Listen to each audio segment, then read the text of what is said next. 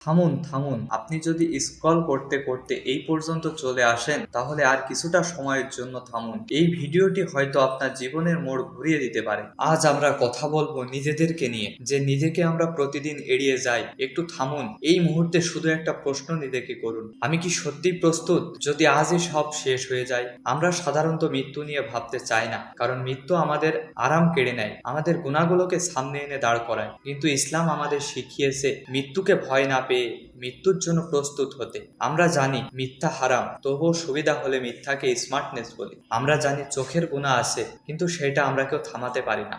এটাই আজকে সবচেয়ে বড় ফিতনা, গুনাহকে গুনাহ মনে না হওয়া।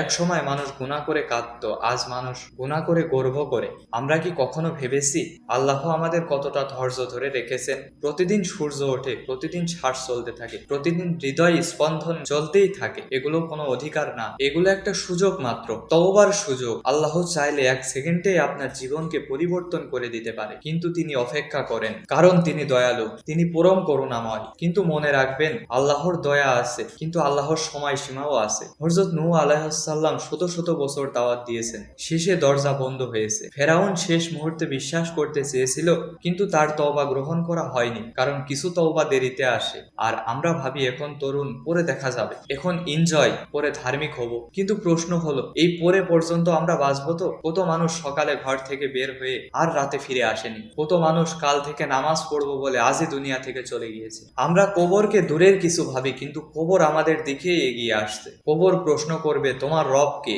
তোমার দিন কি, তোমার নবী কে? সেখানে জিপিএ, টাকা, ফলোয়ার কোনোটাই কাজে আসবে না। সেখানে কাজে আসবে শুধু ঈমান আর আমল। আমরা এত ব্যস্ত হয়ে গেছি দুনিয়া গড়তে যে আখিরাত গড়ার সময়ই নেই। অথচ দুনিয়া অস্থায়ী আর আখিরাত চিরস্থায়ী। এই প্রশ্ন নিজেকে করুন, আমি কি আমার সময়ের মালিক, না সময় আমার মালিক? দিনের পর দিন আমরা সময় নষ্ট করি আর বলি সময় পাই না, সময় হারাই না। আমরা হারিয়ে যাই, আল্লাহ আমাদেরকে ডাকেন এসো সফলতার দিকে, কিন্তু আমরা ফোনের নোটিফিকেশনকে বেশি গুরুত্ব দিই। আমরা চাই আল্লাহ আমাদের কথা শুনুন, কিন্তু আমরা কি আল্লাহর কথা শুনি? কোরআন আমাদের ঘরে আছে, কিন্তু আমাদের জীবনে কি আছে?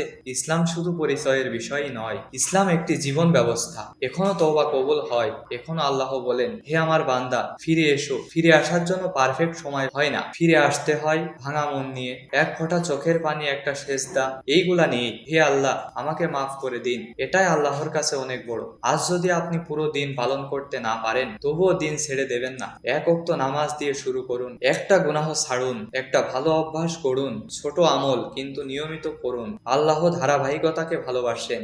মনে রাখবেন, আল্লাহর আমাদেরকে প্রয়োজন নেই, কিন্তু আমাদের আল্লাহকে প্রয়োজন আছে। মৃত্যুর পরে কেউ ফিরে আসে না, কিন্তু জীবিত অবস্থায় সবাই সুযোগ পায় না। এই সুযোগ কাজে লাগান, আজ না হলে কবে, এখন না হলে কখন। হয়তো এই কথাগুলো কারো জীবনের মোড় ঘুরিয়ে দিতে পারে, হয়তো আজই কারো তওবার দিন হতে পারে। আল্লাহ আমাদের অন্তরকে নরম করুন, আমাদের গুনাহগুলোকে ক্ষমা করুন, এবং এমন মৃত্যু দিন যে মৃত্যুতে আপনি আমাদের ওপর সন্তুষ্ট থাকবেন। যদি এই কথাগুলো আপনার হৃদয়ে এক ফোঁটাও নাড়া দেয়, তাহলে ভিডিওটা লাইক করুন, আপনার অনুভূতিগুলো কমেন্টে লিখুন, আর এই বার্তাটা অন্যদের কাছে পৌঁছে দিতে শেয়ার করুন। এই দাওয়াতের পথে আমাদের পাশেই থাকুন।